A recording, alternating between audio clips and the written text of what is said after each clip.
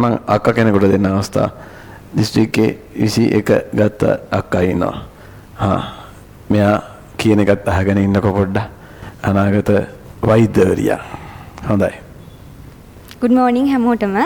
මගේ නම කස්තුරි ජයවික්‍රම. මේ ඒ තුනක් තියෙනවා. දිස්ත්‍රික් රෑන්ක් එක 21, අයිලන්ඩ් රෑන්ක් එක 252.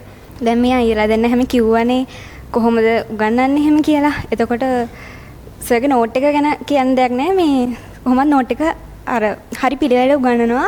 උගන්වන දේ පැහැදිලි.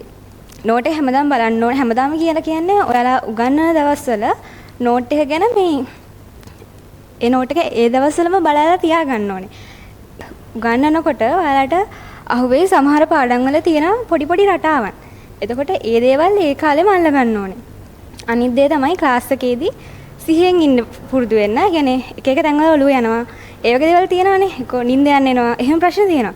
ඒ වුණාට පුළුවන් තරම් ක්ලාස් එකේ ඉන්න වෙලාවෙදී සිහියෙන් ඉන්න උගන්වන දේවල් ඒ වෙලාවෙම ඔළුවට දාගන්න බලන්න. එතකොට ආයේ පාරක් නෝට් එක බලනකොට ඔයාලට ප්‍රශ්නයක් වෙන්නේ නැහැ. අනිත් දේ තමයි ගොඩක් දැන් ඔයාලා 27 බැච් එකනේ. තාම රිසල්ට් ඇවිල්ලත් නැහැ. ළඟ දිනේ ආවේ. එතකොට හිතනවා මේ තව කල් තියෙනවනේ රිසල්ට් ඇවිල්ලත් නැහනේ. එතකොට වැඩ කරන්න ඕනේ නැහැ. මේ පස්සේ කාලෙකදී කරමු. එහෙම හිතනවානේ. ඒ වුණාට ඇත්තටම වෙන්නේ ওই රිසල්ට් එනකොට සෑහෙන සෙට් එකක් අර උගන්වන්න තියෙන ඒවා උගන්වලා ඉවරයි. ඒවා ආයේ බලන්න කියලා හිතුනොත් ඔයාලට බලන්න තියෙන නෝට් එකේ ප්‍රමාණය වැඩි වෙනකොට ආයේ කරන්න කම්මැලි හිතෙනවා. එක්කෝ දැන් කරගන්න බෑ. එහෙම කියලා අතාරින එක සාමාන්‍යයෙන් ගොඩක් අයගේ තියෙනවා. ඒක නිසා දැම්ම කියන්නේ දැන් ඉඳන් නෝට් එක බලන්න. දැන් ඉඳන් පාඩම් කරන්න. තාම පොඩ්ඩක් එනේද උගන්වලත්තේ ඒ දේවල් දැන් ඉඳන් අල්ලගෙන යන්න ඕනේ හොඳ රිසල්ට් එකකට යන්න නම්.